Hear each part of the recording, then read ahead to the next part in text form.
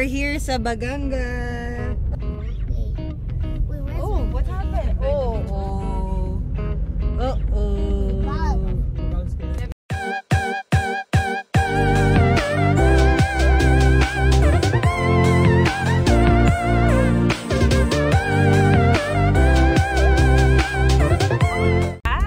What's that, Kel? It's an insect pet. Yes. Look, mommy. Look, mommy.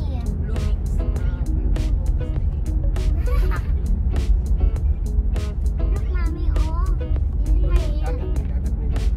Where are we going now, Kel? The beach. Beach? Beach or lake first? Lake first and then? According to the story. According to the story. Maulang na available. Ah, okay. Ay, ang baby. Pwede din. Okay, pwede mag-kayak. Pwede mag-uyan. Dahil maraming tao at wala na kaming cottage, so nag-decide na lang kami na pumunta sa next destination namin. Tara, punta na tayo. My beach? Naday kay beach?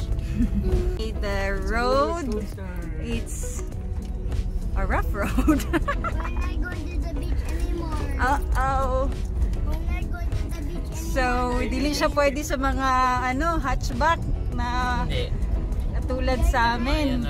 Buti na lang, nakasakay ta diri. Hey, we're not going to the beach anymore. We're going to will follow that bar. Oh. Hinahinay lang dyan siya, di siya mabasa. Siguro dito na talaga tayo magla-lunch. And because it's Sunday, so maraming tao. Yung information nila, tingnan natin, ayan. May hotel check-in din, cottage, overnight, pwede mag-overnight. Ganda dito. Ayan. So, mahangin. Maluwag yung lugar, spacious. Oh, dun daw. So, finally, my cottage na. Yahoo! Twinkle.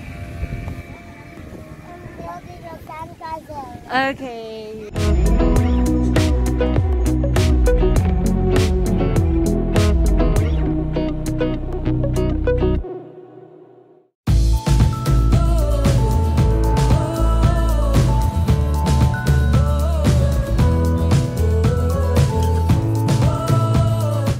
Chinelas. Yes. What is this called? If you want to experience beautiful beach like this, it's Langoyon Beach. Water. Water pa, more.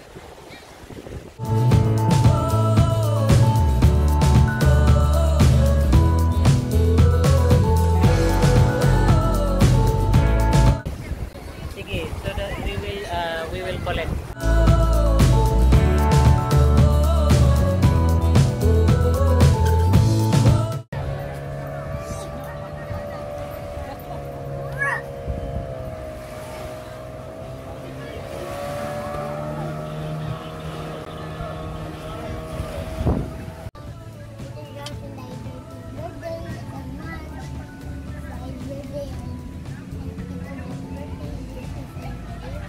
Amen. Happy birthday to you. Happy birthday. Anong masasabi mo about the beach, Malabs? Naku, ito na naman. Speechless. Speechless na naman siya kung anong... Kasi yun nga, white yung sand and crystal clear yung water. So may mga napupulot na akong mga shells Ito.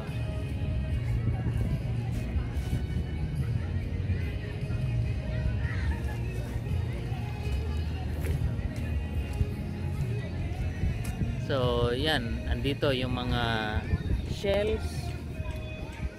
Makukuha mo lang. Napaka ganda. And nakikita mo rin yung shoreline. Andun yung waves. Yan, yeah. Ganda, no? Ganda, oh. Parang pwede yata mag-surfing dyan, no? Siguro. Parang, no? Yan. So, spacious, it's wide, ang daming activities na pwedeng gawin. Pwedeng Yung banana boat. Ano pa ba? kayak, pwede. Ayun nga sila. Sasakay. May speedboat. Yan, swimming if you want. And yung papunta dito, kamusta? Ayun lang. Meron from the highway, yung road, siguro mga ilang kilometers yun. Papasok mga 4, no? 4 kilometers. Na rough road siya. So, kailangan pa siyang i-develop. We advise, siguro mas maganda kung yung SUV. Oo. SUV yung dala. Or kung may mga tour van naman na nakakapunta. Mga pick-up type yung mga ganun. May part talaga dyan na papunta dito na medyo major siya na kailangan talaga ng repair pa at hindi pa siya na-repair. Pero masasabi ko naman, once makapasok na kayo, sobrang worth it. Worth it, guys. Worth it. Go pa tayo sa next destination natin mamaya. Yun muna for this Langoyon Beach Resort. Matindi man ang hamon sa buhay, huwag mawalan ng pag-asa at tuloy-tuloy lang sa paglalakbay. Malay mo, mas magandang lugar pa ang iyong mararating. Laging tandaan, life is better when we journey together. Bye, guys!